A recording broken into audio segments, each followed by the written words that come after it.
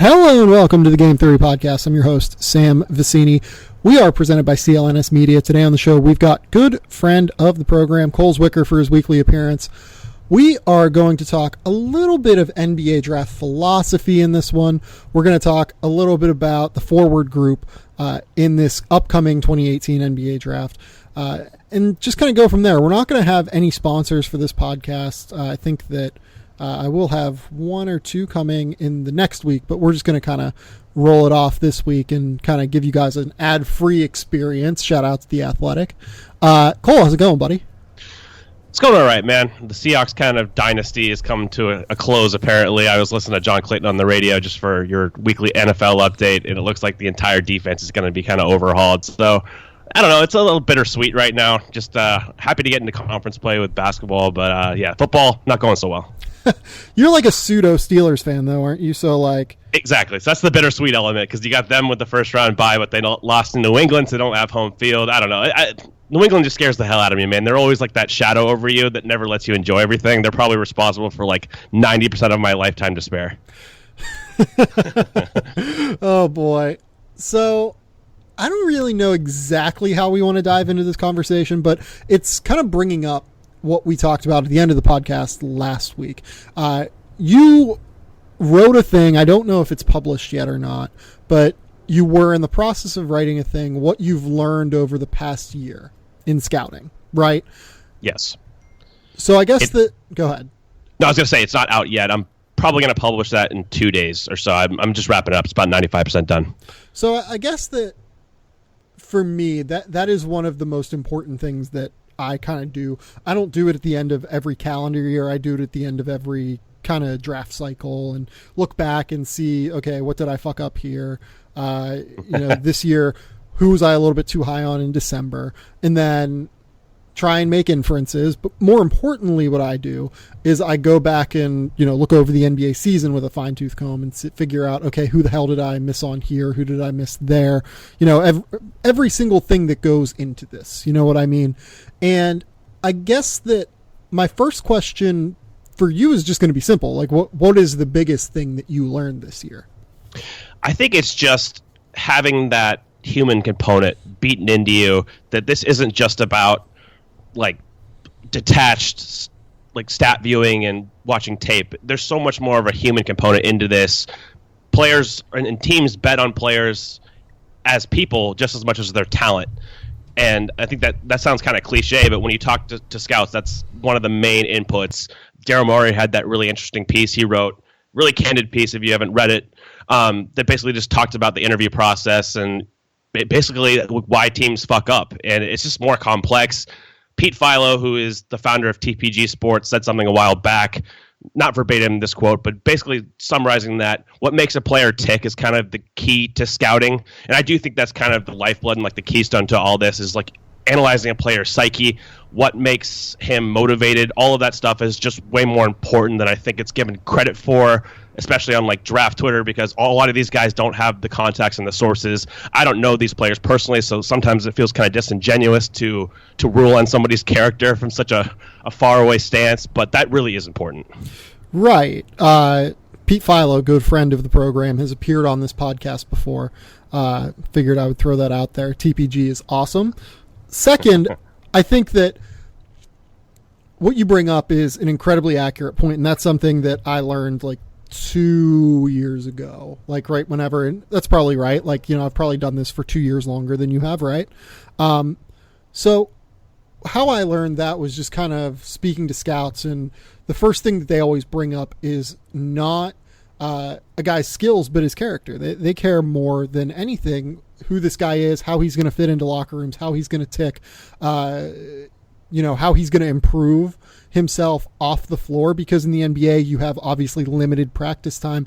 It's all about how driven a player is to get better on his own time. And you're seeing, I think, a great example of that in this rookie class with Kyle Kuzma. And I think that we'll talk about him a little bit more down the road whenever I kind of talk about who are the guys you missed on, who are the guys we think we hit on, etc.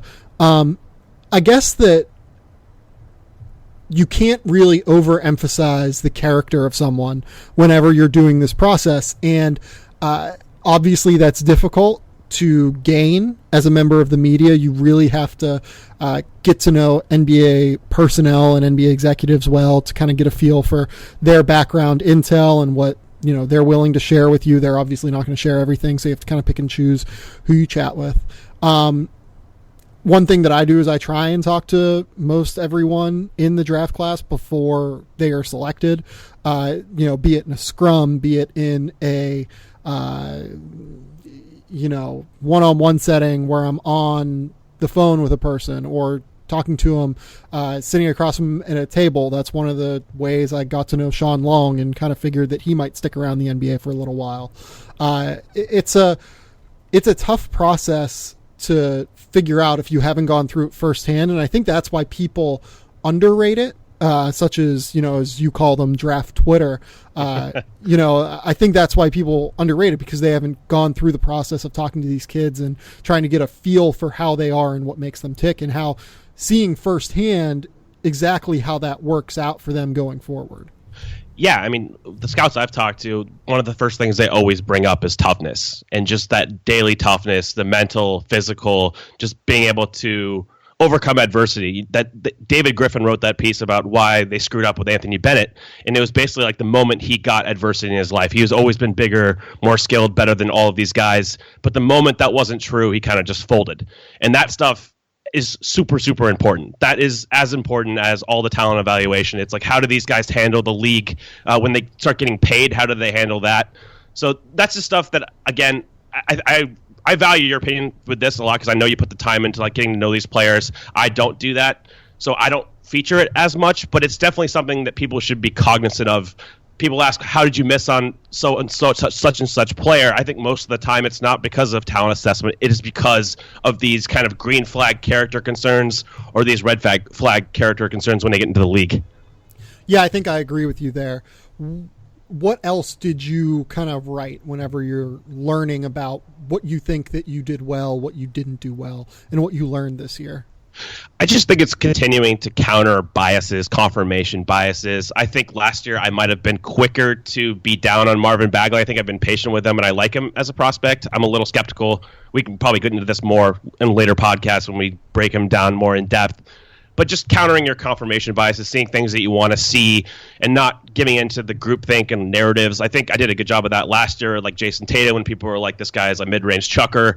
And it's like, he doesn't have to be that. He's not going to be utilized that way in the pros. Right. So just kind of seeing and like sifting through all that BS. It's pretty simple. I mean, I think that you have to be able to, view the games for yourself and trust your eye test and trust how you feel about a player, and not give in to just like general narratives. Right. Like I see this a lot, as someone who used to work in Hollywood. I see it a lot in film criticism, right? For instance, I read a thing earlier today on Phantom Thread, the new Paul Thomas Anderson movie. And this person was just like, I thought this movie sucked. It was, Daniel Day-Lewis, I think he's a ham. I think that, he just tries to chew scenery and it looks comical as he does it. And, he just trashed this movie that has like a 90% on Rotten Tomatoes. And he's like, but I can't say that on social media because, we've anointed it as one of the great movies of the year and X, Y, and Z. I'm just like, no, if that's how you feel, say it. It's fine. Especially with something like art, and especially with something like basketball, where there's no such singular view on how you evaluate these things. Basketball is very similar in many ways to art, in my opinion. Like there's no one certain player type that you're going to like. There's no certain one way that you have to win basketball games.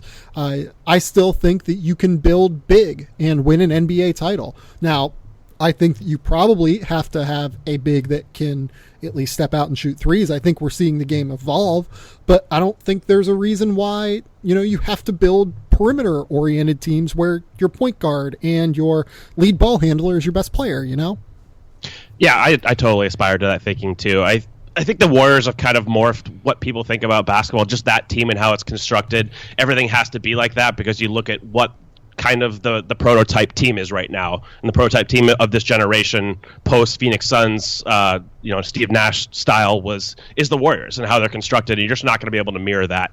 Right. But But you know why the Warriors constructed themselves that way? Because they couldn't mirror something else, so they had to zig and zag, do a different direction. Exactly. And I think that that's the way you have to think about it, is not how do I mirror this team, is how do I, gain the next competitive advantage? Like, how do I anticipate league trends and kind of adapt to that? I think that's probably the right way to look at it, instead of trying to adapt to a team that is pretty much unadaptable to. You can't mirror what the Warriors are doing. You just will never have that kind of shooting and that versatility. So you have to try to find ways to win in other ways. Well, it's that. You'll never have that shooting, that versatility defensively, in all likelihood at least. But you'll also never, it's very unlikely that you'll be able to get the draft, luck that they have had. And I don't even know that it's luck, but like just in terms of evaluating guys for your system and knocking them out of the park in such a strong way, because, we talk about the NBA draft regularly. We're people who don't think it's a crapshoot by any stretch of the imagination. We think that you can evaluate these players and can figure out marginal advantages. But at the end of the day, there are things that pop up every day, from injury to a change in personality type from when a player is drafted, given the fact that we're talking about 19-year-old kids whenever they're selected most of the time in terms of elite players. There are so many little things that you can account for that to hit on a player like Klay Thompson, then Draymond Green, then Harrison Barnes, even at number 7, or I believe it was number 7, is a good pick for them that ended up working out and giving them a starter on a championship team. And then being able to account, or not being able to account for a salary cap spike that gives you cap range, or gives you salary cap space to be able to go out and sign Kevin Durant, one of the 3 best players in the world. Oh, and Stephen Curry suffering ankle injuries in his first 3 seasons in the NBA that artificially diminish his market value and make him want to sign a 4-year, $44 million extension so that he gets paid. Like, all of those things are basically, not all of them are like, below 5% in terms of likelihood and things that you can account for, but they are incredibly low whenever you combine them together. There's below a 1% chance, if you were looking at this 5 years ago, that everything was going to work out in the way it has for the Warriors, but it has. And you have to just put yourself continually in the best position to essentially get lucky. It's the same thing with getting jobs in any industry, especially the media industry. You have to be good, you have to do your homework, you have to be prepared, but at the end of the day, you just have to be in the right spot at the right time. And that's kind of how this dynasty with the Warriors has been built. Yeah, luck is a crucial element to all of this. But one point you really noted that I touched on in what I wrote is the importance of team fit and kind of optimizing players. And what you noted about the Warriors selecting guys who fit in their system and being able to optimize those skills. We see that with Jordan Bell this year. That's really valuable. I think that's probably the most important thing for teams, is being able to identify talent, but not only just talent in like a vacuum, talent that actually applies to your team and that you can harness and cultivate. I think that's absolutely crucial in the process. And honestly, that's like the skill I look for most from draft writers. It's not just talent evaluation, but it's, can you look at the NBA and can you understand teams and schemes and try to fit players into that? That is, I think, a really underrated skill set, and it's very crucial in the draft process, obviously. Yeah, this is something I've been talking about, and I think that the first person who kind of talked to me about it was actually Matt Moore. Matt loved to write about the draft, before he started at CBS and started generally focusing more on the NBA. But one of the things that he liked about me originally was that I focused on the fit process of how guys will work in specific schemes and how guys will fit on X, Y, and Z roster, and thinking that that's an incredibly valuable piece of the NBA draft evaluation process. And in addition to that, I think that another incredibly valuable piece is knowing your strengths and weaknesses as an evaluator. It can't really be overemphasized enough that you have to understand where your blind spots are, as well as understand the things that you tend to overvalue. So like for me, one of my blind spots tends to be with project big men, right? Like I was low on Rudy Gobert. I was low on Clint Capella. I was low on, all of these guys who I didn't think would really be able to make an early impact during their rookie scale contract, and made me think that at the end of the day, I don't know if they're worth drafting, because then you're going to have to make a tough decision in year 3, year 4. Do you want to pay them going forward? Do you want to extend them if they've shown flashes? What do you do there? And that's just kind of not a position that I would want to be in as an NBA general manager. But sometimes you just kind of have to look past that and see the skill set for what it is, and see just the physical tools that make these guys anomalous in a lot of ways. Yeah. 100%. I'm the same way kind of with bigs who aren't good defenders in college. I value defense a lot from the 4 and 5 positions, but I think the guys can improve technique. So a lot of that stuff is like they'll learn it over time, especially if they're athletic enough. Maybe they'll never develop high-level instincts. I think that's probably the hardest thing you can develop is like general natural instincts. But for bigs like, Marvin Bagley is the most obvious example from this class. Let's talk about Bagley real quick, because I think he's a great example of this. Yeah, so I think that just he has the feet to defend in space. He's not a good technique defender right now. He hasn't ironed out that ability. So I think he will improve that over time when he gets NBA level coaching. He'll be better at the switches and the contains and pick and roll. Maybe he won't get to the level where he's dynamic at like switching assignments and like attentively doing that IQ wise, but I think that he's going to improve there. The issues, of course, are with the reach. That's an example of something that's not going to improve. He's not going to grow longer arms and become like a dynamic rim protector, lacking those instincts as well in rotation. So that's kind of where I come down on him. I'm trying to view him positively. Like, this guy has upside, especially as a perimeter space defender. And I think that can compensate for some of his deficiencies on the inside. So I guess that, like, here's going to be my kind of thing about him. Do we agree that he's a better athlete in terms of like just pure athleticism than Jordan Bell? Yes. I think he's probably a better athlete than Jordan Bell. He's definitely more of a quick twitch athlete in terms of re-jump ability and in terms of react time. You can maybe make the case that Jordan Bell, just being 3 inches shorter or whatever, probably has maybe a little bit quicker feet in terms of being able to defend in space. But Bagley also isn't going to get beasted by smaller guys because he has, 3 inches in terms of wingspan and 2 inches of height. Something like that, 3 inches of height. Do those numbers sound right? Yeah, I think that sounds right. So there are going to be inherent advantages and disadvantages, but what happened with Jordan Bell was that he didn't have to play immediately at Oregon because he had to sit out a year, first and foremost. He then basically kind of played his freshman year.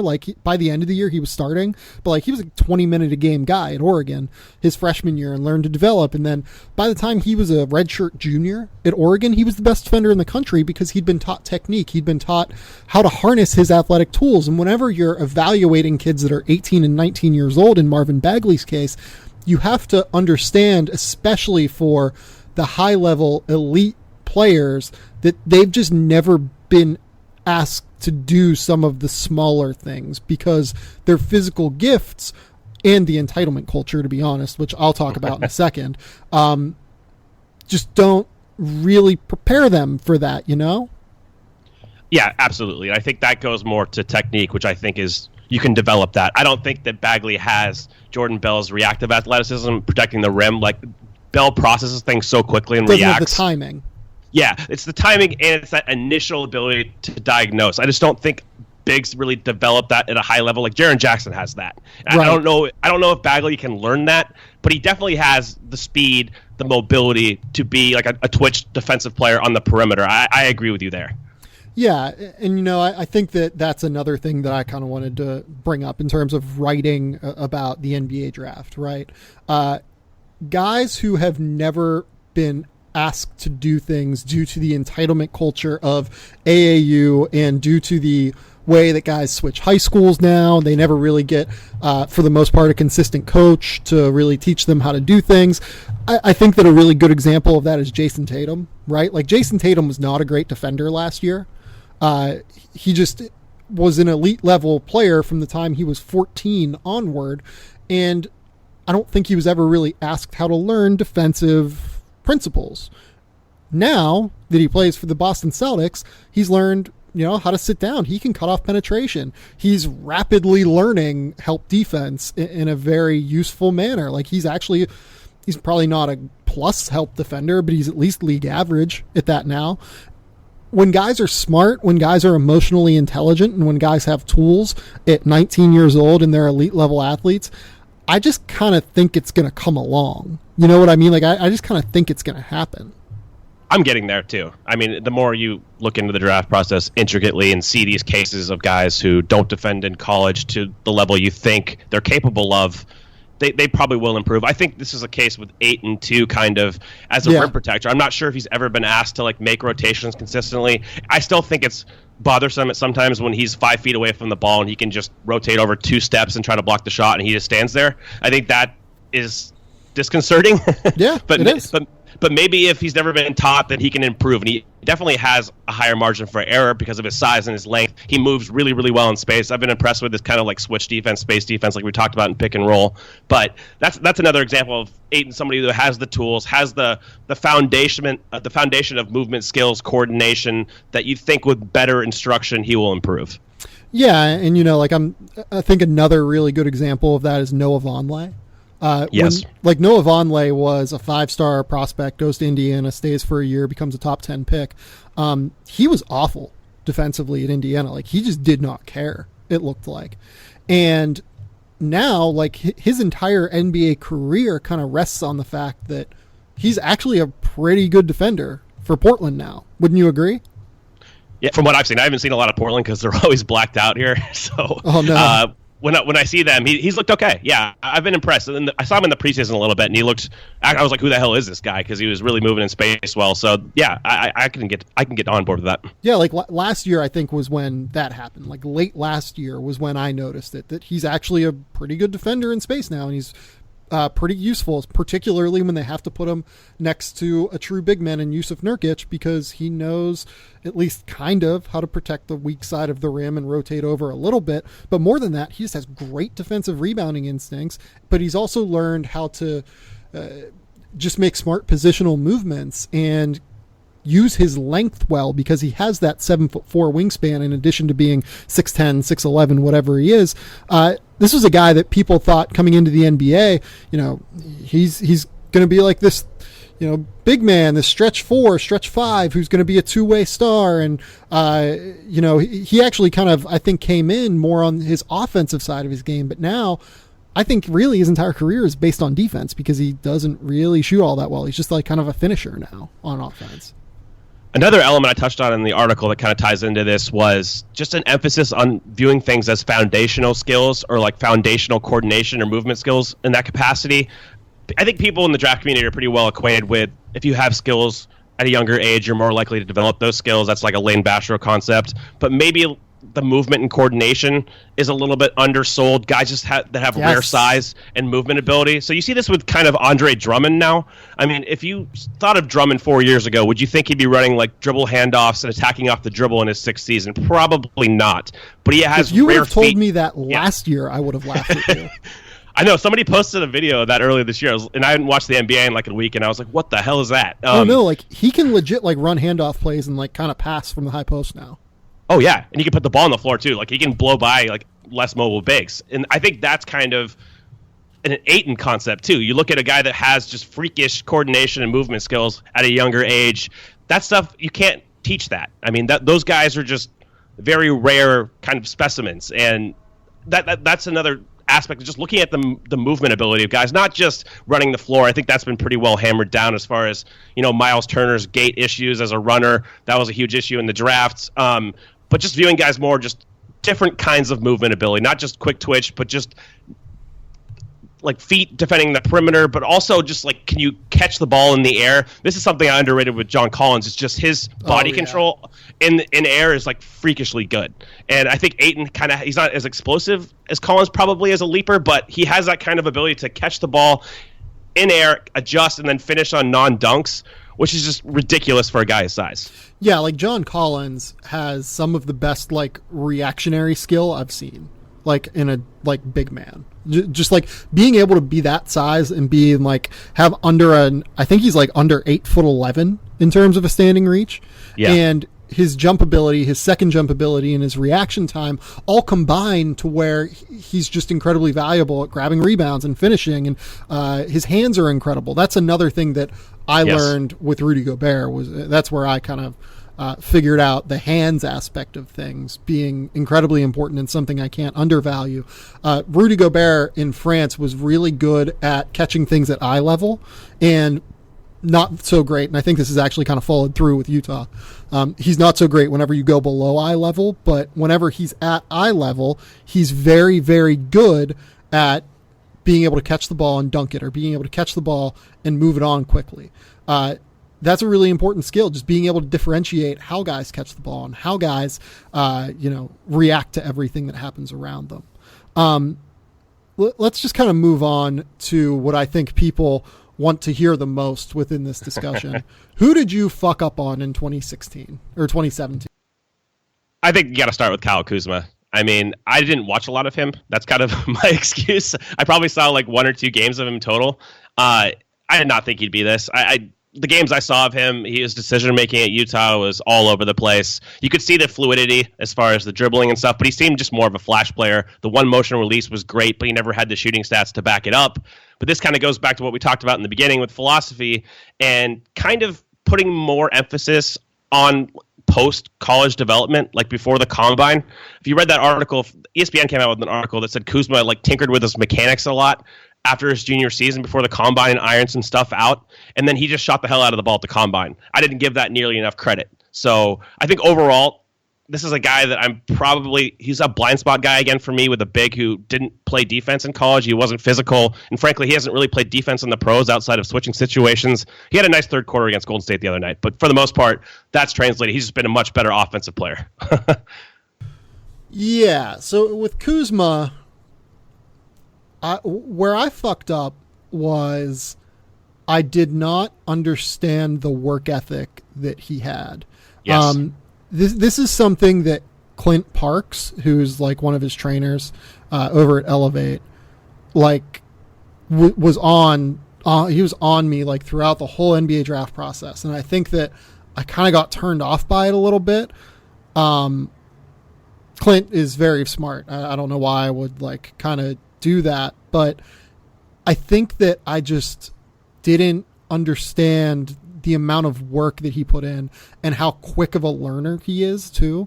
Like, you listen to Larry Kryskowiak even before the draft, and then he had a press conference today where someone asked him about it, and he said that like every time he came back to one of our workouts, like even if it was just a month later, he'd added something new and he'd gotten a lot better and he'd done, X, Y, and Z and done a bunch of different stuff. You know what I mean? I don't think that the upward trajectory of prospects can be like overrated. You know what I mean? Like, I always want guys that are continuing to get better and better and better, and guys who have not really stagnated as prospects. You know what I mean? Yeah, that's a great point. I had that in my notes too, as far as his work ethic. Again, just hearing from outside sources, the guys affiliated with the Lakers at times too. Like, this guy has a professional work ethic. Jim Rat, him and Brandon Ingram are always like the first ones in, apparently. So that stuff, huge in the analysis process, and it's just something I just overlooked entirely, personally. So I would say another guy that I was probably, it looks like, wrong on is Josh Jackson. So Josh Jackson, I think that I overrated his physical frame and just overall preparedness for the NBA physically. He is 6'8" with like a 6'10" wingspan, but he is incredibly skinny. And I thought he would be able to defend basically from day one, especially given his mentality and given his confidence levels. That just kind of hasn't really translated so far. Like, he looks small on the NBA floor, and that's a significant issue that I think is hindering him right now. Yeah, and when I ended up watching him back over after the season last year, that's kind of the conclusion I came to. I dropped him down to 6th. I don't think I dropped him far enough. Honestly, I think I should have probably dropped him more than that. I soured on him a lot late in the process. I just thought the narratives with him weren't true. I mean, he got a lot of the Kawhi Leonard stuff. He just didn't have anything defensively that Kawhi has. The plus length, the frame, the first step as far as sliding laterally. And then you hear kind of bad reports about him in Phoenix. We knew about the off the court character stuff that was off the court that I heard. You probably have heard much more than me about on court issues. I didn't see too many of those. He's got that fiery personality. I don't think that was enough to really dock him that far. I just wasn't enamored with this skill set to the extent that I was earlier in the year when I was much higher on him. Yeah, I guess that for me with Jackson,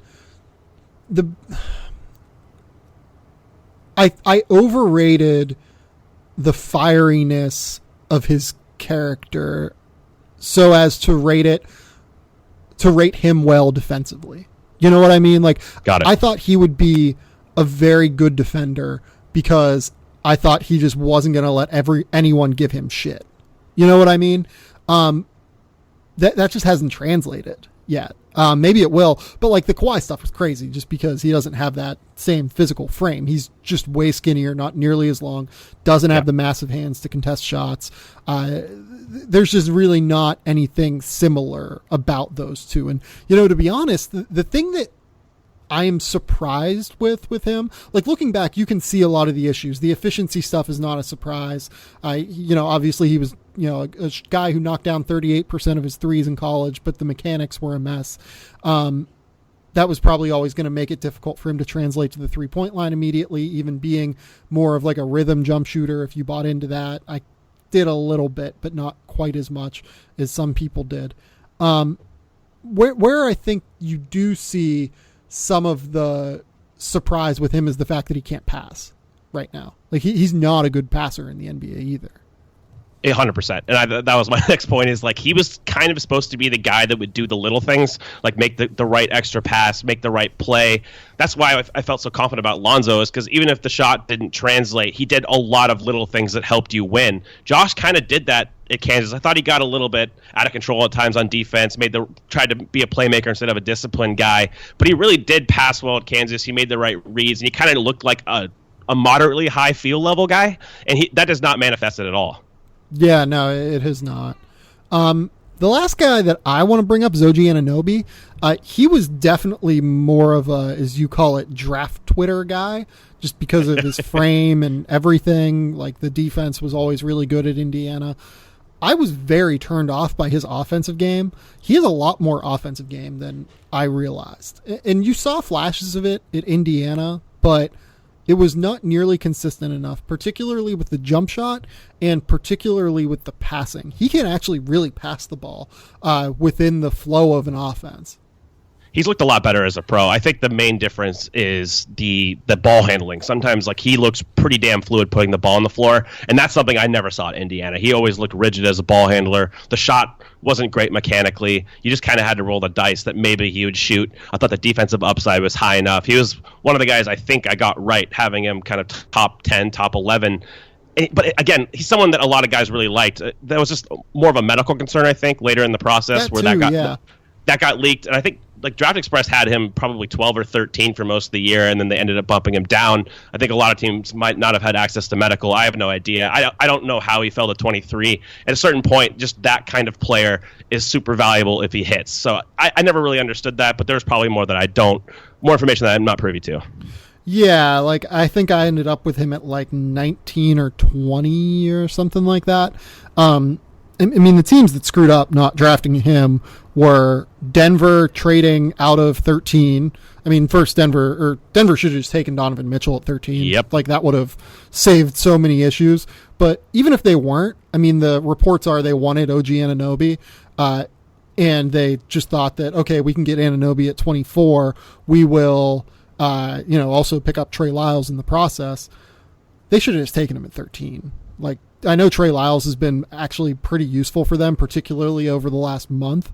But, I mean, if you want a guy, just take him, I think. Like, especially at that level, you're talking the difference between 13 and 23 or whatever, 24.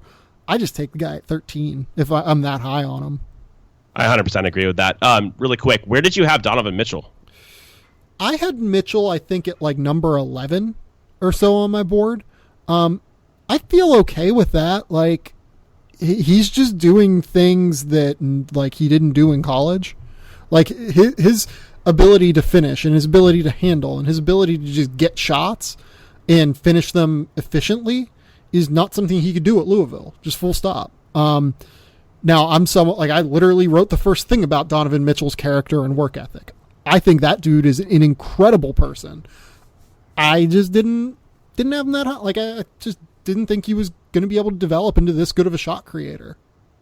Yeah, I didn't in the exact same spot. I had him 11 pre-draft, and I think I missed on him. I mean, I don't know how you look at him. I know he's developed in ways that were kind of unforeseeable. His finishing has been much better. You know, he didn't have the 1 foot explosion. He still kind of struggles there, but he's using his length well, getting more craft. And he did have, I think there were indicators to suggest that he could be this, maybe not fully this, but just capture within his range of outcomes. Maybe his 90th percentile outcome would be something like this. I think it might have been foreseeable just because he had the burst. He had enough ball handling. Just like I mentioned earlier, just thinking about guys as foundations, having that foundational skill. I think he had the passing a little bit. I mean, he wasn't a high-level passer by any means, but he could run a pick and roll and make a simple read out of that. And then he obviously had the shooting mechanics that didn't back up what you saw with the stat profile. I accounted for that, but I did not account for this kind of ceiling upside that I probably should have. I mean, honestly, in this year, I would modify that approach and just be like, this guy has a chance to be this. It's probably not likely. I don't think that it was reasonable to assume he would become this good this quickly. His rate of development is just fucking absurd, honestly. But maybe it was capturable as far as just his very high ceiling outcome projection. Yeah, I don't think that's unfair necessarily. Who do you think you hit on in this class? I mean, of the lower guys, I'd say Jordan Bell. I mean, but a lot of that is situation. I'll be the first one to admit it situation, but I did find him via just tape. I know he was great on stats, but I literally had never seen his statistical indicators. I watched him. I was like, this guy has to be something. So I think he's the guy that I feel best about. Who knows what he is on a different team? I'll be the first one to admit that, but he definitely can play a role in a good team. That's kind of just works into situational big analysis. Like sometimes bigs are going to be super valuable that aren't starters and stars. Sometimes they're not. I think Jordan Bell fits that mold. What about you? Well, I definitely hit on Tatum. I think I was higher on Tatum than anyone throughout the pre-draft process. That's worked out well. Let's see. I definitely hit on Jordan Bell, of course, as you just mentioned. I had Jordan Bell at 23. Maybe even a little bit higher. I might have had him at like 21, even 20, something like that. I had Shimi Ojale at like 18.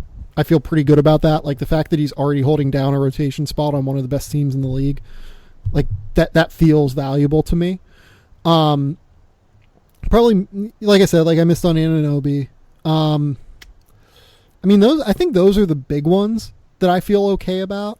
If you go back through my rankings, like I think that Bam Adebayo was particularly low, but then on draft day, I like looked at it and was like, I'm way too low on this dude. Like I even think I sent off a tweet I filed my draft rankings like 2 days ago. I would have Bam Adebayo considerably higher. I'm just an idiot for this. Yeah. Yeah, and he looks, I think, pretty good for Miami. I wouldn't go as far as like great, but he looks like he's going to be like maybe a starting big man in the NBA. Yeah, and I read an article about him the other day that he processes information really quickly, and that's something that Spoelstra and them caught on to in the draft process. It's just another example of someone who wasn't able to really show his skill set. We saw that in Summer League when he started handling the ball. You're like, what the hell? And then he was doing that, making some interesting passes. I don't really know what he is long term as like a piece on like a winning team, but I think he's definitely better than what I thought he would be. I guess rounding this out, well, you were obviously higher on John Collins, right? I mean, you got to take some credit for that. Yeah. No, I had John Collins like as a lottery guy. So, yeah, I feel good about John Collins. Yeah, I think OG for me was the guy that was – I'm just trying to think of guys that were drafted lower than where I had them. I had him as a top 10 guy. So him – I think a lot of these guys is just too early, honestly. I feel good about having Tatum in the second tier in the 2 to 7 tier. I didn't get super low on him. I thought there was some upside. Of course, I didn't think he'd shoot like this. My main issue with him was that he was really good at a lot of things. He didn't have one great skill, and then he's the best 3-point shooter in the league this year. So go figure. But yeah, I guess that kind of rounds it out for me. I'll also say Josh Hart, I think, looks really good. I had Josh Hart at like 28 or something like that on my board. He goes 30, so like it's right where he was drafted, but I don't think a lot of people had him as a first round pick. I feel pretty good about him. And Frank Mason, I had Frank Mason as a top 35 guy. He gets drafted at 34, but again, I think a lot of people counted Frank Mason out due to size. And I figured, okay, that guy's just going to be a 10-year backup in the NBA. Yeah, I had him in like the 30s. I didn't rank him on my final big board, but he was in that range. And then I had Hart at 20. I really liked Hart. So I think he's looked pretty good, especially recently. He started for them a couple games. His defense is better than I thought it would be right from the off. I mean, he's obviously a highly intelligent player, but I think he looks a little bit more athletic than I gave him credit for. Yeah, I mean, the guys who are super smart like that, like I always feel pretty decent about them. Just kind of figuring it out defensively, as long as you have the toughness and the size and, skill to do it, basically. And he always had that. Let's talk real quick about the forwards. We'll only do this for like 20 minutes, I would say. We'll get out of here in a crisp hour. What do you think of this forward group? So guys who are not bigs like Marvin Bagley and DeAndre Ayton, but guys who are also not wings like Mikal Bridges and, Luka Doncic, I think falls more into the wing / even lead guard category if you want to put him there. So more the guys that are in between, like Michael Porter, Miles Bridges, Kevin Knox, guys like that. Yeah, those are the three guys that I have lottery for the bigs. I think that they're all really, forwards, yes. Yeah. Ideally fours. Maybe Porter starts at the 3 and they swing him to the 4. Same with Bridges, but I think their ideal spots are the 4. I'm really high. I think that Porter, he's getting slept on, of course, because of the injury, but that dude is a freaking prospect. Like, if you watched him pre-college, he was incredible. Like, Hoop Summit, everything. He was one of the best prospects I've ever seen in person. So he has that ceiling, that really high ceiling outcome with his shooting, athleticism, fluidity, intersection. I think Bridges and Knox, they're both like kind of ranked right next to each other for me. I kind of struggle with where to go with that. I think both have allure on good teams as a 4, kind of like what you've called in the past, like a connecting piece. Bridges a little bit better as a field guy, as a passer, can put the ball on the floor in big spaces. His shot looks good. It passes the eye test for me. I know he's shooting the hell out of the ball from the line this year, has regressed a little bit from 3, but he's shown enough diversity, shooting a little bit off the move, that I feel pretty good about his ability to shoot strictly off the catch. He doesn't really have a pull-up game. And at Knox, I just feel, again, like he profiles best as an off-ball kind of scoring 4 that, it's all based on basically his shot upside, how well he shoots. He can be kind of an Otto Porter type potentially, like be able to space the floor at a high level. He's probably not going to get to that level of shooter, but that's just kind of how I view his archetype. Yeah, I think that I agree with all that. Those 3 guys all feature in my top 11 guys that I've said in the past, like I feel really good about, like those top 11 guys being drafted somewhere in the top 15, like being really solid, in many cases building block pieces, or, in Bridges and maybe even Knox's case, more like, okay, this guy's just going to be a solid starter. Like he can be valuable. Like I feel really good about those guys. What do you think of the depth of this group? Because I think that in many ways it's very interesting, but there is a lot of concern, a lot of, potential pratfalls for this group too. Yeah, where do you want to start with this? I don't have a list in front of me. So what's the next guy on your board as far as a 4 or a forward? So I have Janan Musa as a kind of combo-y forward. Like he's like 6'9" now. Okay. So I don't really like he's somewhere between wing and forward to me. Like he's probably going to play the 3 or the 4 even at times in the NBA, in my opinion. Probably does not have just the overall toughness and strength to play the 4 defensively. So he's almost like a pure 3. And those guys are so rare now. I don't really know what to do with pure 3s anymore. Most 3s can play the 4 now. I don't know, how much of him have you watched? He's scoring at just a ridiculous clip. He's, I think, about to become if he keeps up his scoring pace throughout the year, he'll become have the most successful season in the Adriatic League of any teenager ever. Yeah, I mean, his scoring, that's really the allure, the shot making. I'm usually tentative about those kinds of guys that aren't elite level athletes, and defensively I haven't liked what I've seen at all. If you're the toughness issues are there, the strength, all of that stuff, I think he's an NBA player. I think at worst he's probably a rotation kind of scorer. He has good size, I think, in second units.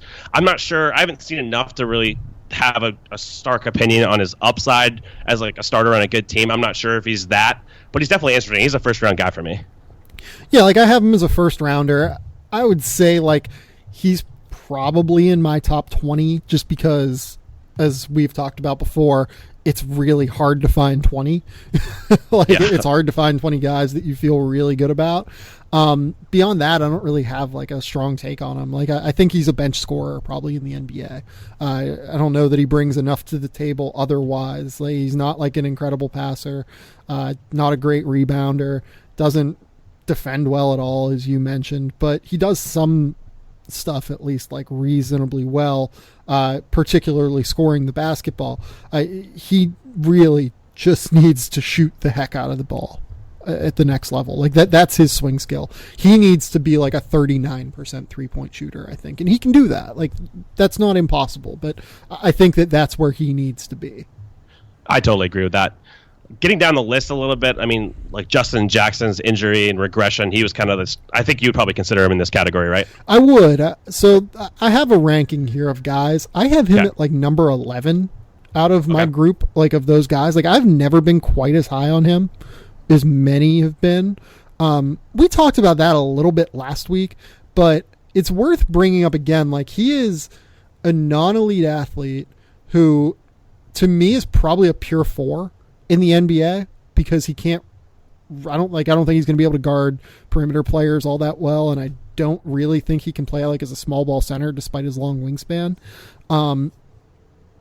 If he can shoot, maybe he can play a role off the bench, but I don't know what exactly to do with him because I thought that the 3-point percentage was a little bit inflated last year, as we've talked about before on the podcast, but I also think he's way better than like a 25% shooter, and it's unclear how much the torn labrum in his right shoulder that's going to cause him to miss the rest of the season was hindering that.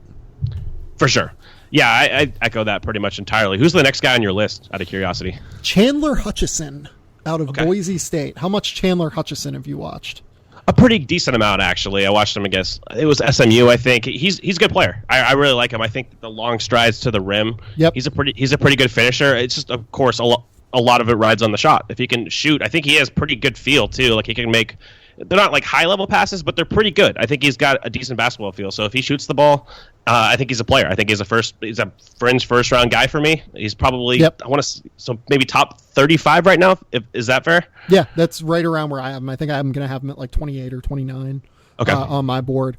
17.5 points, 8.4 rebounds, 3.7 assists, up to 39% from 3 this year after shooting 38% last year. So relatively consistent, also totally consistent in terms of free throw percentage at 66%. I just love the way he moves. To me, he has like a Kuzma-ian ability for body control and, overall just athleticism despite being 6'7", 6'8" with a 7-foot wingspan. Yeah, he has some definite agility. That's what stood out to me. Like his drives are really interesting. He makes some step around moves. That's stuff I look for because that's hard to learn, and a lot of guys just don't have that kind of movement ability. So I totally agree with you there. Yeah, so I'm actually a really big fan of his, and plus, like he is someone who I have like spoken with. He is an awesome dude. Like he is a really, really hard worker. He is very polite, plays well within a team concept. Very like a guy that you can feel like you can count on. Plus he has that upward trajectory factor going for him as well. I know that if you look at the points and 3-point numbers, they're pretty consistent from year over year. But the big thing to remember is that he's actually added a lot as a passer this year. I think he's making awesome passing decisions that we didn't really get a chance to see last year. Yeah, he's probably someone who's going to end up as a first-round guy for me when I go back over the tape more intricately. I've seen probably 2 games or so of his. Definitely high on him. I have Keita Bates-Diop next. Do you have any strong feelings on Keita? I like him. I mean, you brought him up to me. I can't remember. It might have been against North Carolina that I watched him. He's good. I mean, the mechanics are sound enough. A lot rides on the shot. I don't think he's a super athlete by any means, but I was impressed with him defensively. He got screened, like I think the first play of the game got knocked down, but the rest of the game he avoided screens really well, moved. I liked his movement skills. Not a super athlete, but he does have some touch. Like he attacked closeout a couple times and had a couple nice runners. I thought that the natural touch was there. So he's pretty much in that same range as you probably have him. I have him as a top 40 guy right now. Yeah, that's where I've got him too. Many of the same stuff that you just said. I would also point out he's kind of a sneaky good rim protector from the weak side as well. They play him as like a small ball center in some lineups occasionally. That's really, I love like the lineups they play like that, because it kind of gives it a chance for him to use his length. He has like a 7'1", 7'2" wingspan, and show off some of the timing skills that he has defensively. Not a great defender, but a good one, I think, that is going to be interesting to watch the rest of the year. Next, I have a guy that I don't think you're all that high on, actually, having talked to you about this guy before. Hit me. Arnoldas Kolboka. Oh, yeah, I remember him. He can shoot the hell out of the ball, man. I'll give him that. But, I don't really know. He's like a poor man's version of the other international guy for me. It's just like they can get super hot from the perimeter. I mean, I don't know, man. He's really skinny. What position does he play? Is he a bench shooter? So I liked him a lot more when he was like 6'8", and like was just able to move a lot more naturally, laterally, and kind of move around the floor a lot better. That's when I thought he could be like a legit NBA starter. I've since moved past that in my hopes for him. He shoots the ever-loving shit out of the ball. Like he is now 6'10" and has one of the purest strokes I think I've ever seen shooting the basketball. That has use as a stretch four in today's NBA, I think. He's definitely, if he decides to actually go to the NBA draft this year, which, he's 19 years old right now, he might not decide to do that. I think he's more of a stash guy than anything, but I think he's a very interesting stash guy if by some fluke he can put some weight on that skinny frame. I wouldn't be surprised, honestly, if he went the end of round one. Atlanta has multiple picks there. If they stash like a shooter, that wouldn't shock me to see the NBA kind of, in my opinion, reach a little bit on someone like that just because of the size shooting intersection. We've seen that before. Yeah, no, it wouldn't be crazy to me, at least. Next on this list, I've got Isaac Bonga. We talked about him before the show a little bit. Not really much of a scorer at this stage, not a crazy athlete, in terms of explosiveness, laterally and explosiveness vertically, but he's very well coordinated at 6'9". He actually acts as kind of a lead guard at that size. It's very kind of interesting to watch him. He was someone that people got very excited about when he was like 16, 17, and just from like a Giannis perspective in terms of, okay, this guy is this size, he can handle the ball, he can do this, that, and the other thing. He hasn't really developed physically in the same way Giannis has, which kind of goes to show how incredible it is that Giannis has worked out in the way that he has. I don't think he ever really had that upside necessarily, but at the same token, he's at least an interesting player that, again, I think kind of represents a fascinating stash opportunity, at least. Yeah, I actually like him late in the first round as a stash guy for sure. Where do you come down on his athleticism compared to a guy like Kyle Anderson? Oh, man. I do think he's a better athlete than Kyle Anderson. But he's like, I think he's probably a lower end athlete in the NBA right now in terms of just like the pure like explosiveness things that we talk about. A lot of it too depends on how his body fills out over the course of the next few years. Like Kyle Anderson went from being super skinny to where, yeah, he's now still pretty skinny, but he probably weighs 235 pounds. Like that'd be a lot of weight for Bonga to put on, and maybe it'll happen over the course of the next few years. We just don't really know yet. For sure, yeah. I come down pretty much exactly the same. I think he's a little bit better of an athlete than Anderson is, but he's definitely not a high-level athlete. I watched some Giannis tape from overseas, and Giannis had a better frame, and he was more explosive. So I was one of those people who got kind of excited about him like a year ago. I was like, you see the ball handling at that size and the IQ, like he's got a legit skill level. He can handle the ball, play pick and roll, make really interesting passes at his size. The pull-up game isn't there. The finishing off one, he's not explosive. But if he can shoot the ball off the catch, and he's shown some proclivity and some improvement there this year, has that high free throw percentage mark as well, he can definitely be a player. He's one of my favorite dice rolls in the 20s, like later on in the 20s. Yeah, I think what scares me is that the level you have to hit as an NBA player to be able to be a lead ball handler is so exceptionally high. And I feel like that's kind of what he has to be at the next level. Because I don't know if he's ever going to be able to shoot the basketball. I don't know if he's ever going to be able to finish at the rim. His passing skills are interesting. He knows how to handle a pick and roll as a ball handler already. but the margin for error for him going forward throughout his development process is razor thin, I think.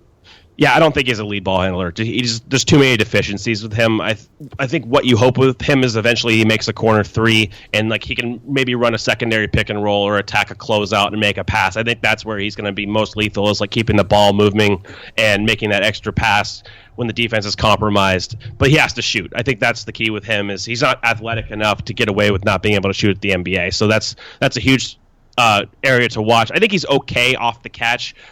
He could get there. I don't look at his mechanics and like his development and think he's a non-shooter 100%. I don't think he's a lock to shoot, of course, either, but it might be worth rolling the dice on someone with his kind of IQ makeup if you think that if you can refine his mechanics.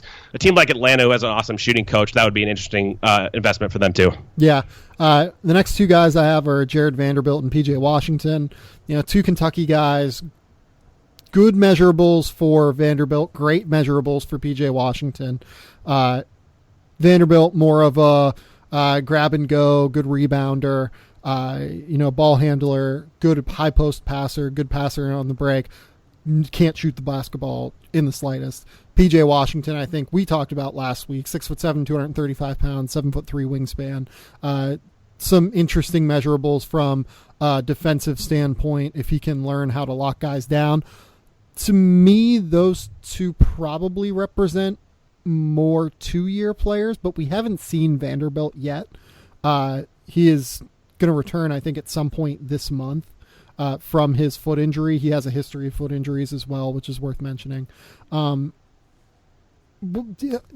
you seen much of Vanderbilt, and what have been your impressions of Washington? We talked about Washington last week, so this doesn't have to be super long. Yeah, I saw Vanderbilt at Hoop Summit, and he was at certain practices. He was the best player on the court. Like, I was really impressed with his passing. His ball handling is really, really excellent for his size. But you look at him, it's like, does that really matter that much if he can't shoot? That's the thing with him, is like he has a strong ancillary skill base, but it probably doesn't matter that much if he can't make a three at the NBA level. So I really want to see him play for Kentucky, obviously. We'll see if the mechanics have improved. He had the hitch at the top of his shot. If he can iron out that and he becomes at least like a quasi-respectable off-the-catch three-point shooter, there's a lot to work with there because I think he really can pass. He's athletic as far as fluidity-wise. He's not explosive, but there are some skills to work with. And then PJ, I think, basically the same as we discussed last week or 2 weeks ago whenever we talked about him. He has some intrigue if he can iron out the switch defense and play in space a little bit. I think that he could be kind of a mismatch creator at the next level, mostly in second units. I think that he could give coaches an added element just with his versatility, his foot speed, and then if he can shoot the ball, he can play in space a little bit. He has that explosiveness. So there's some stuff to work with, but I think he's clearly like probably right now like a late round 2 guy, a dice roll at that spot, but he's talented enough to justify it, I think. I'm sorry, I got distracted during a lot of that because Kevin Stallings said to Louisville fans tonight, Kevin Stallings, who coaches Pitt, which is the worst high major team probably in the country, if not one of the worst high major teams I've seen assembled in years. At least we didn't pay our kids $100,000. Kevin Stallings, Jesus. you are an incredible piece of work. That's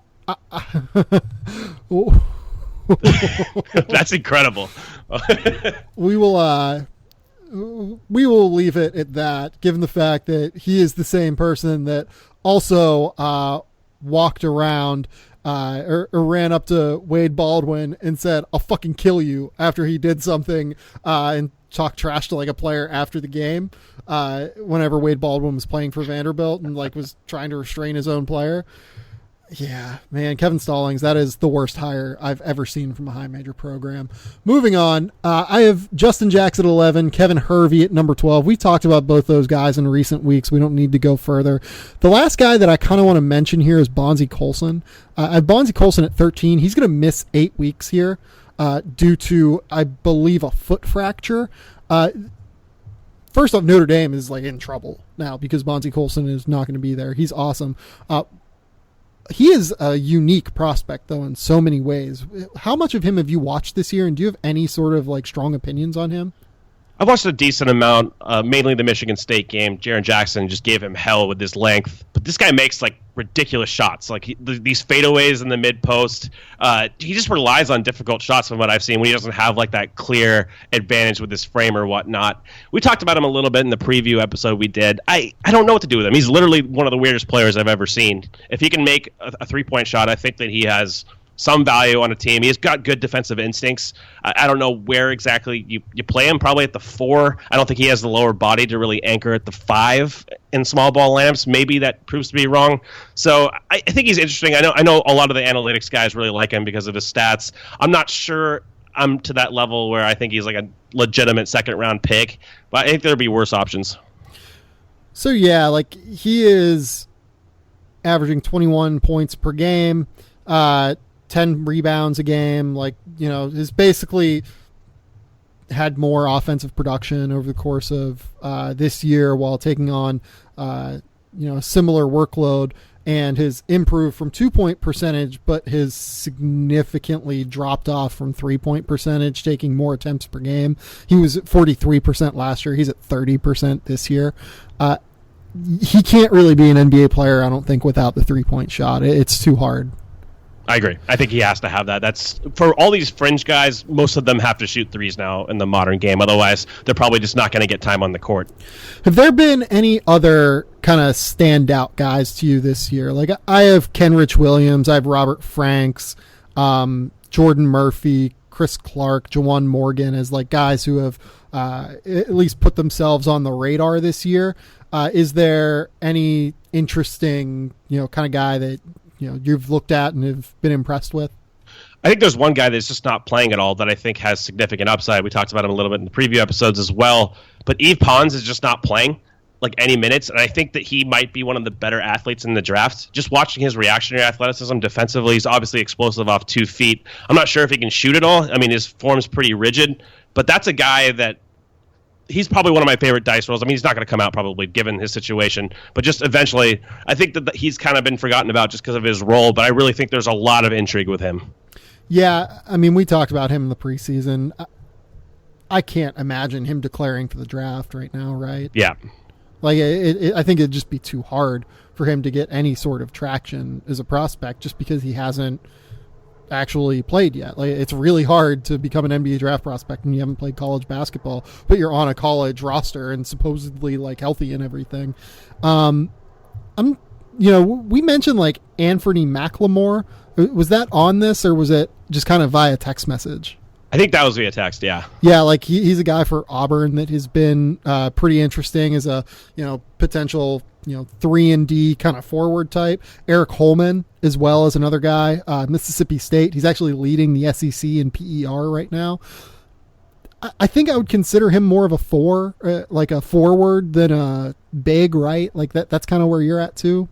Yeah, I like Holman. I liked his shooting mechanics. He was pretty good athlete, actually. He had a couple nice dunks out of the dunker spot. I liked his athleticism. And then McLemore, he's just basically like a backup 5, I think. I don't know if you can't play him there because of his size. I don't know what position he plays. God, dude, that guy can block shots, though. He's so quick off the floor, and he tries to block absolutely everything. His shot does not pass the eye test at all. Like, I don't really believe in that. It's just super mechanical. Gets, no input from his legs, but yeah, that dude he's really fun to watch in college just because, he'll go after everything. Yeah, and Dante Hall's another guy at Alabama. Kind of just a defender type to me and finisher. Really good defender, and he's shooting 74% from the field, so I think there is a bit of equity there as a defensive 4-man, but he'd need to be a lot better offensively for me. Yeah, he would just be. I would throw him into a large categorization of backup 5s again.